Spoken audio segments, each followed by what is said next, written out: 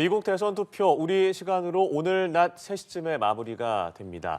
해리스와 트럼프가 맞붙은 이번 선거는 이번 미국 역사상 가장 접전으로 불릴 만큼 그 결과를 예측하기가 쉽지 않은데요. 해리스 부통령이 미국의 첫 여성 대통령이 될까요? 아니면 트럼프 전 대통령이 백악관에 재입성하게 될까요?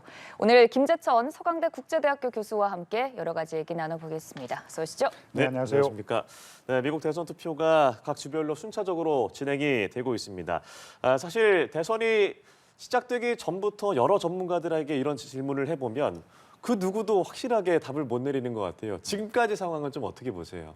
저도 정말 잘 모르겠는데요. 네. 근데 분명히 흐름은 있는 것 같습니다. 이 해리스 후보가 후보직을 승계받은 그 8월 초부터는 분명히 상승세는 어느 정도 확보한 건 분명한 것 같은데 그게 예. 한풀 꺾이고 9월 말, 10월 초부터는 트럼프 후보가 반등에 성공을 했고 근데 이게 참 신기한 게 한 선거 10일 정도 남겨놓고는 네. 이 해리스가 재반등을 만들어내는 그런 모습을 보이고 있습니다. 예. 그래서 추세로만 놓고 보면은 조금 해리스가 유리한 게 아닌가라는 어떤 그래요? 네네네. 네, 그러면 마지막에 해리스 후보가 조금 다시 올라선 이유는 뭐라고 분석하셨어요? 일단 조금 여론조사 결과에 대해 조금 말씀을 더 네. 드릴게요. 네. 예, 이코노미스트라는 영국 시사 주간지가 있습니다. 여기 이제 폴 트래커라는 이제 선거 예측 모델이 있는데 제가 조금 즐겨 보고 있거든요. 이 이코노미스트에서 자체 조사를 갖다 하는 것이 아니라요. 굉장히 유력한 공신력이 높은 그런 여론조사 기관의 여론조사 결과를 평균을 내는 것이에요. 그리고 네. 이제 거기서 샘플 사이즈, 표본의 크기도 보정을 하고 인구 분포, 연령대 분포, 학력, 다양한 어떤 그런 이 변수들을 넣고 재보정을 합니다. 그러고 나온 이 결과인데 이게 이제 10월 중순까지만 하더라도 트럼프가 한 53대 47. 저도 이제 저 범위 내에서 말씀을 드리는 겁니다. 근데 어제 이게 무서운 속도로 이제 해리스가 선거 한 열흘 정도 남겨놓고 따라잡는 네. 것이에요. 그러고 나서 선거 당일에 나온 이 폴 트래커의 예측 모델에 의하면은 역전을 시킨 것이에요. 예. 지금 한 53 아니면 56% 정도로 해리스의 당선 가능성을 좀 높게 보고 있습니다. 왜 이런 현상이 벌어졌나? 제가 좀 이른 분석이긴 한데 예. 해리스의 히든 해리스가 있었나 봐요. 예, 좀 여성표가 많이 결집하는 그런 모습을 보이고 있는 것 같고요. 그런 어떤 이 상황이 발생한 데는 트럼프의 어떤 실수 막말이 좀 작용을 한 것이 아니라 트럼프 기준으로도 상당히 과격한 발언, 특히 여성 비하 발언을 많이 내놓았던 것 같아요. 이 해리스 후보한테 정말 해서는 안 될 말. 그리고 낸시 펠로시 여전히 민주당에서는 상당한 영향력을 가지고 있는 이 여성 정치인에게 정말 해서는 안 될 말을 하는 것이거든요. 이거는 이 여성 비하적인 발언으로 들리고 특히 제가 또 기억하는 좀 막말성에 가까운 발언은 사실 약간 페미니스트적인 성향을 띠고 있는 여성들에게 남성이 보호해주겠다 이제 이런 말은 조금 모욕적으로 들릴 수가 있는데 어떤 네. 발언을 했냐면은 나는 여성들이 원하든 원하지 않든 간에 여성을 보호하겠다 이제 이런 말을 한 것이에요. 예. 그래서 이 여성표가 좀 결집하고 있는 것이 아닌가. 특히 이제 이 백인 여성들이 지난 2020년 대선에서는 7% 더 많이 트럼프에게 표를 줬어요. 네. 네, 그런데 이번에는 그렇지 않을 것 같아요. 그러니까 연령대를 망라하고 인종을 떠나서 여성들은 대거 지금 해리스에게 표를 몰아주는 것이 아닌가. 그게 여러 가지 요인이 있겠지만 예. 지금 해리스가 막판에 조금 반등하고 있는 그런 요인이라고 좀 조심스럽게 분석할 수 있을 것 같습니다. 예. 이번 대선이 인종적으로 성별로도 여러 가지로 갈릴 수 있다고 하셨는데 또 하나의 막말이라고 하면은 푸에르토리코에 대한 그 지지자의 막말에 트럼프가 분명한 반대 입장을 보이진 또 않은 것이 또 이유가 될 수 있지 않겠습니까? 그게 이제 푸에르토리칸 아메리칸이 600만 명 정도 된다고 하는데 미국에. 근데 그 중에 47만 한 50만 명의 푸에르토리칸 아메리칸들이 또 경합주 중에 경합주라고 할 수 있는 펜실베니아 주에 살고 있는 것이에요. 네. 그들이 총 유권자 수의 4% 정도 차지하고 있다고 하는데 펜실베니아는 지금 1% 차이로 승패가 결정될 거라는 것인데 그렇다면 푸에르토리칸 아메리칸들이 정말 결집해가지고 야 이번에는 해리스에게 표를 몰아주자 이런 상황이 발생한다면은 펜실베니아는 트럼프가 승리하기 어려운 상황이 발생할 수 있는 것이죠. 그리고 막판에 유명 푸에르토리칸 출신 이 연예인들이 지금 해리스 유세에 참여해서 지금 힘을 실어주고 있는 상황이기 때문에 그 발언은 물론 이제 트럼프가 한 것은 아니고 힌치클리프라는 이 풋내기 코미디언이 한 발언인데 파장이 만만치 않은 것 같습니다. 네, 그런 막말적인 이슈로 인해서 막판에 좀 다시금 해리스 후보가 반등하는 양상을 보인다라는 부분을 짚어주셨는데 결국 미국 선거는 경합주의 표심을 맞습니다. 얼마나 많이 얻느냐가 중요하잖아요. 경합주의 양상도 그러면 해리스 후보가 조금 올라서는 모습입니까? 어떻습니까? 여론조사 결과로만 놓고 보면은 정말 막상막하예요. 지난 3일에 뉴욕 타임즈가 이 시에나 대학교에 의뢰해서 실시한 이 여론조사 결과를 놓고 보면은 경합주가 이제 9개인가 그렇잖아요. 4승 3패 2무 하여튼 이렇게 나왔던 것 같아요. 저도 오차 범위 내에서 말씀드린다는 걸 조금 말씀드리겠습니다. 경합주 7개 중에 4승 2무 1패 이렇게 나왔을 거예요. 네, 7개 경합주에 대해서요. 4승 2무 1패 이렇게 나왔는데 그 다음 날 더 힐이 조사한 조사 결과에 의하면은 똑같이 4승 2무 1패로 나왔는데 애리조나 빼놓고는 다 누가 이기고 있고 누가 지고 있고 동률이라는 주가 다 다른 것이에요. 그리고 차이가 1% 정말 내외예요. 그래서 지금 초박빙의 상황이라는 것이 이제 이런 여론조사 결과를 놓고 그렇게 얘기를 하는 것이거든요.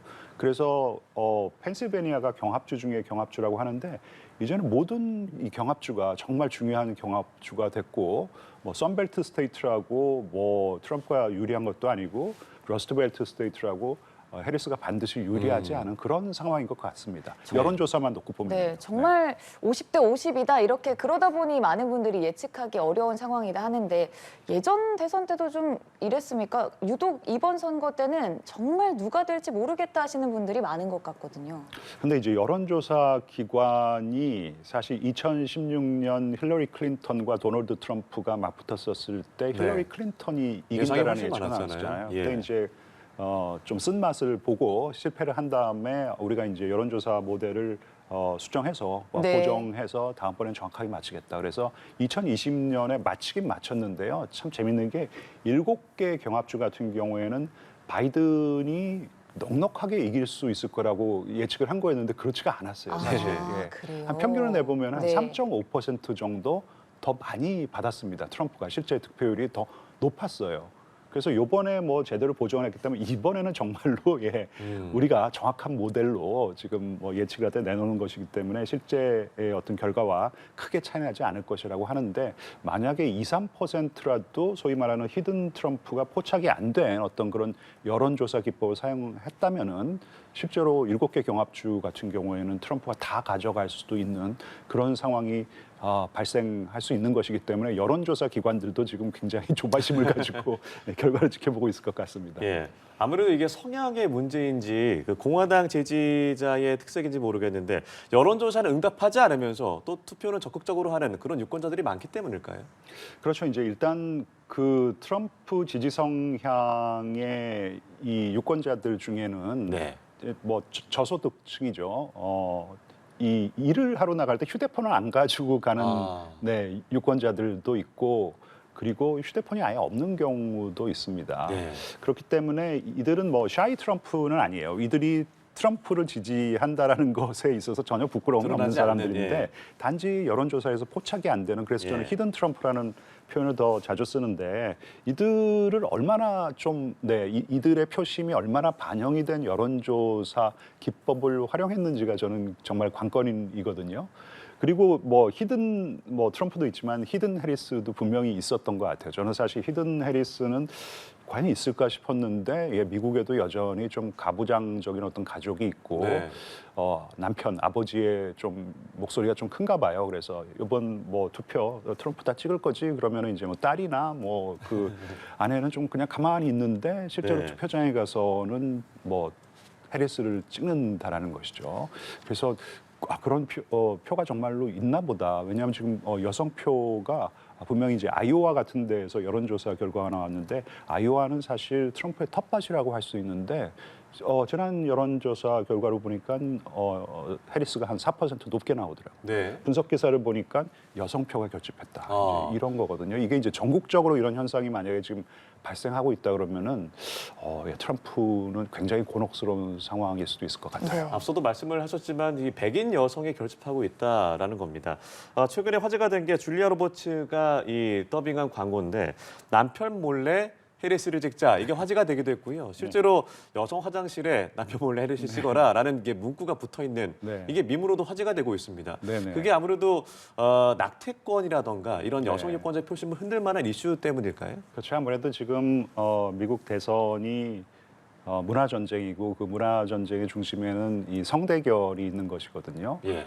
그리고 또 그 중심에는 지금 말씀하신 낙태권 이슈가 있는 것인데 여성들은 자신의 어떤 신체권에 상당한 제약이 받는 어떤 이 결정이었다고 생각하는 것이에요. 지난 대법원 판결이 그러니까 예. 여성의 낙태권을 기본적으로 이제 연방 정부에서는 관여를 안 하고 주정부에서 결정할 문제라고 해서 1973년 굉장히 중요한 그런 그 판결을 갖다가 그냥 뒤집어 버린 여기에 이제 여성들이 굉장히 화가 난 것이고 근데 이제 거기에 대해서 이렇게 대놓고 얘기를 갖다 하지 않았던 약간 보수적인 집안의 여성들이 지금 들고 일어난다 이제 이런 분석이 있는 것이기 때문에 그런 네. 광고가 나온 것도 분명히 이제 그런 추세가 있으니까 조금 더 그런 표심을 더 파고 들어가려고 한 것이 아닌가. 저도 그 광고를 봤는데 재밌게 만들었더라고요. 재밌더라고요. 예. 네네네. 네, 그럼 반대로 흑인과 히스패닉 유권자층의 좀 표심에 대한 분석도 궁금한데요. 그러니까요. 그게 참 재밌는 게 사실 인종적인 어떤 정체성보다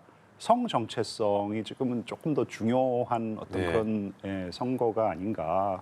그래서 뭐 이 흑인과 히스패닉은 전통적인 민주당 지지 성향이 강한 어떤 그런 인종 네. 그룹인데 적어도 이 좀 젊은 세대 젊은 남자들 같은 경우에는 흑인, 특히 히스패닉 남성 같은 경우에는 지금 트럼프를 더 많이 지지한다라는 것이거든요. 히스패닉 남자들이 조금 가부장적인 경향이 좀 있어요. 그리고 예. 그들도 불법 이민에 대해서는 좀 반대를 하는 그런 입장이고요.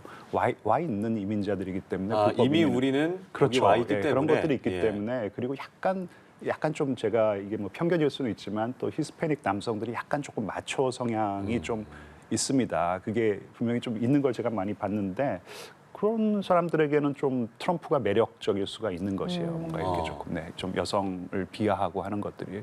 그래서 지금 흑인 남성, 히스패닉 남성들이 예전 선거보다는 훨씬 더 많이 트럼프를 지지한다라는 것인데 이게 얼마나 끝까지 갈지는 잘 모르겠어요.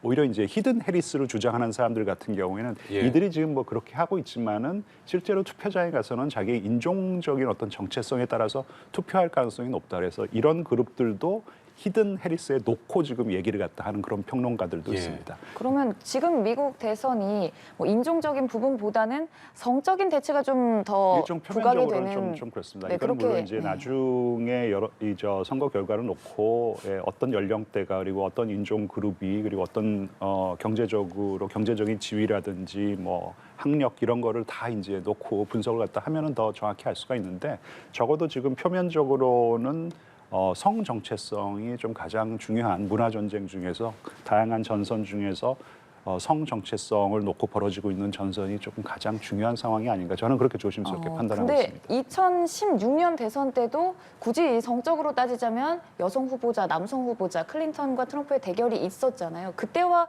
비교했을 때 성적인 대치는 똑같지만 왜 지금은 이렇게 좀 더 부각이 되는 건지 이게 뭐 공약적인 그러니까 일단, 측면일까요? 네, 뭐 다양한 요인이 작용하고 있겠죠. 힐러리 클린턴 같은 경우에는 그 당시 나왔던 말이 여적겨라는 말이 나왔어요. 여성의 적은 여성이다. 그래서 여성들에게도 상당히 비호감이었었죠. 예. 그래서 힐러리 클린턴이 이 유리천장을 깨야 된다라고 얘기를 갖다 했는데 거기에 그렇게 많이 호응하지는 않았던 것 같아요. 그래서 제가 정확한 기억은 안 나지만 백인 여성 유권자들이 글쎄요, 한 50 정도 표로 나눠 가져갔던 것이 아닌가. 근데 이번에는 분명히 백인 여성들이 아까도 말씀드렸지만은 연령대를 망라하고 뭐 인종을 떠나서 그리고 뭐 보수 진보를 좀 떠나서 해리스에게 조금 표를 몰아주는 어떤 성향이 어느 선거 때보다 좀 강한 게 아닌가 생각합니다. 네. 말씀드렸지만 그 중심에는 이 낙태권 이슈라는 것이 분명히 있는 것이고요. 예, 지금 투표가 뭐 진행 중입니다만 사실 이번에 사전 투표 수가 한 7,800만 표가 된다고 하잖아요. 네. 그러니까 지난 대선에 비해서는 적지만 지지난 대선에 비해서는 또 많은 수치이기도 맞아요. 하고요. 네, 그리고 네. 사전 투표가 많다는 것은 민주당에 유리하다라는 어떤 유의미한 자료도 있고요. 이거는 어떻게 좀 보세요? 일단 이 2020년 대선에서 사전 투표 비율이 70%였고 이거는 2016 대선의 35%보다 거의 이제 2배 정도 많은 그 사전 투표율이었는데 이번에도 50%는 가뿐하게 넘길 것이라는 것이고 뭐 일종의 뭐 가설인데 좀 검증된 가설이니까 정설이라고 할 수 있겠죠. 사전 투표율이 높으면은 민주당에게 유리하다라는 것이에요. 그러니까 좀 진보 성향의 이 유권자들은 그런 성향이 있지만 투표를 잘 안 하는 경향이 있고 이제 투표장에 가기에는 너무나 바쁜 이 젊은 세대들이기 때문에 근데 사전 투표를 적극적으로 활용하기 때문에 민주당이 유리한 것이었고 실제로 2020년 선거에서는 민주당이 상당히 많은 득을 봤습니다. 근데 이번에는 한 두 가지 정도 요인이 있겠지만은 사전 투표 제도가 미국에서도 이제 어느 정도 정착을 했기 때문에 이 공화당 지지자 역시 뭐 적극적으로 참여하고 있고 또 그 배후에는 트럼프가 정말 장려를 했습니다. 이번에 공화당 측에서 사전 투표를 적극적으로 활용하자. 특히 노스캐롤라이나나 조지아 같은 경우에는 허리케인 피해가 컸었잖아요. 그런 주 같은 경우에는 투표율이 낮아지면은 트럼프는 오히려 공화당은 우리에게 불리하다라고 이제 조금 판단을 했나 봐요. 그래서 노스캐롤라이나와 조지아는 정말로 사전 투표를 갖다 많이 독려를 했고 사전 투표율이 굉장히 높은 걸로 지금 나오고 있습니다. 그렇기 때문에 물론 지금 뭐 여론조사는 뭐 그 사전 투표한 사람을 상대로 물어보면은 당신 민주당이요 공화당이요 그러면 민주당이 조금 많은 것은 분명해요. 하지만 이번에는 공화당도 적극적으로 사전 투표에 참여를 했기 때문에 압도적으로 민주당에게 유리하지만은 않을 거라고 생각합니다. 네. 그리고 또 하나 대선 레이스에서 트럼프 후보가 조금씩 암시를 했던 부분이 부정선거입니다. 이번에는 좀 그런 부분에 대한 장치가 많이 보완이 됐을까요? 일단 뭐 밑자락을 많이 깔아놨죠. 뭐 연설을 하면서도 소셜 미디어에도 뭐 부정 선거가 자행되고 있다라 이제 이런 암시를 했고 이 연방 정부 차원에서 좀 그 장치를 좀 마련한 것 같아요. 그러니까 일단 이 12월 1일이면은 각 주정부에서 이 주는 누가 승리를 했다를 결정을 해야 돼요. 그리고 7일까지 12월 7일까지 연방의회에 그걸 통고를 해줘야 됩니다. 이걸 가지고 연방의회에서 그 다음 해죠. 1월 6일에 이번 선거는 누가 승리했다라고 이제 그걸 갖다가 공식화해줘야 되는데 이거를 다 지연시킬 수가 있는 것인데 그걸 지연시키지 못하게 하기 위해서 연방 정부의 권한을 동원해서 공권력을 사용하겠다라는 것이고. 그리고 1월 6일에 의회가 그걸 공식화하면은 거기에 대해서 절대로 그 클레임을 걸 수 없는 이제 그런 어떤 무슨 뭐 방지법이라는 것을 만들었습니다. 근데 지연시킬 수 있는 방법은 다양하다고 생각해요. 연방 정부 차원에서부터의 어떤 논의에 개입을 갖다 해가지고 불복을 할 수 있는 방법은 다양하다고 생각합니다. 알겠습니다. 정말 어떻게 흘러갈지 여전히 안개 속인 미국 대선인데요. 저희가 계속해서 꽤나 긴 시간을 지켜봐야 될 것 같습니다. 지금까지 김재천 서강대 국제대학원 교수와 함께 자세한 이야기 나눠봤습니다. 고맙습니다. 고맙습니다.